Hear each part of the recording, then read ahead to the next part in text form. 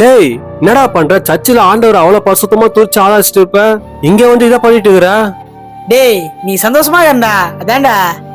டேய், சர்ச்சில் அவ்வளவு பரிசுத்தமா இருப்பியாடா, இங்க வந்து இந்த வேலையை பார்த்துட்டு இருக்கிற? டேய் சர்ச்சு ஊர்ல இந்த வேலை பண்ண முடியுமா? ஆண்டவர் பாப்பாரா சர்ச்சு ஊர்ல. ஓ சரி. டேய், இங்க உட்காந்து அசிங்கமா சரக்கு அடிச்சுட்டு இருக்கிற, என் வண்டியில ஏறு, நான் உன சூப்பரோட இடத்துக்கு கூட்டு போறேன் சரக்கு அடிக்கிறதுக்கு. அப்படியேடா.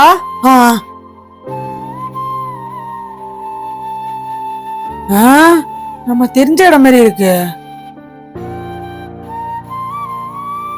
டேய் என்ன சர்ச்சு கூட்டு வந்துக்கிறா?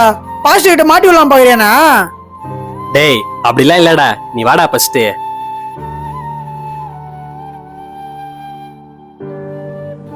டேய் இது எப்படா சர்ச்சுக்குள்ள எடுத்து வரது? குடு, நான் அத்துன்னு வரேன், நீ வா.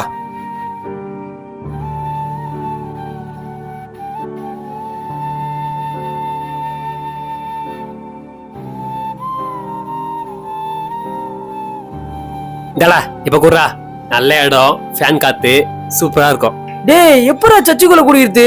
ஆண்டவர் பாப்பாரா, ஆண்டவர் வாசம் பண்றான்டா இது. ஓ அப்படியா, ஒரு நிமிஷம் இரு.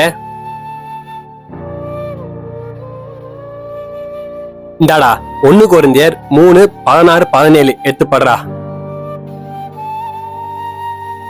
நீங்கள் தேவனுடைய ஆலயமாய் இருக்கிறீர்கள் என்றும் தேவனுடைய ஆவி உங்களில் வாசமாய் இருக்கிறார் என்றும் அறியாது இருக்கிறீர்களா?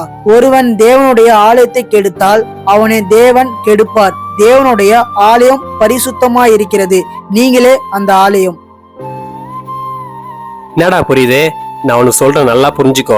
நம்ம தான் உண்மையான ஆலயமே, இந்த உடம்பு தான் உண்மையான ஆலயம். இந்த உடம்புக்குள்ளதான் ஆண்டவர் வாசம் பண்றாரு, சரியா? இது வந்து ஜஸ்ட் ஒரு பிரேயர் ஹவுஸ், ஜெப வீடு, நம்ம ஒன்று கூடி ஆராதிக்கிறதுக்கு ஒரு இடம், அவ்வளவுதான் இது, ஓகேவா? ஆனா உண்மையான ஆலயம் நம்ம தான். இந்த ஆலயத்துக்குள்ளதான் ஆண்டவர் வாசம் பண்றாரு. ஒருவன் தேவனுடைய ஆலயத்தை கெடுத்தால் தேவன் அவனை கெடுப்பார். அத வந்து இந்த ஆலயத்தை சொல்லல, இந்த ஆலயத்தை சொல்றாரு. அதே போல இந்த பாவம்னு இல்ல, நீ எந்த ஒரு பாவம் செஞ்சாலும் புரிஞ்சுக்கோ, அந்த பாவத்தை நீ சர்ச்சில் தான் செய்யற, ஆலயத்துல தான் செய்யற, ஆண்டவர் வாசம் பண்ற இடத்துல தான் செய்யற. ஆண்டவர் அதை பார்த்துதான் இருக்கிறாரு, நல்லா புரிஞ்சுக்கோ. டேய் அது கொஞ்சம் கூட.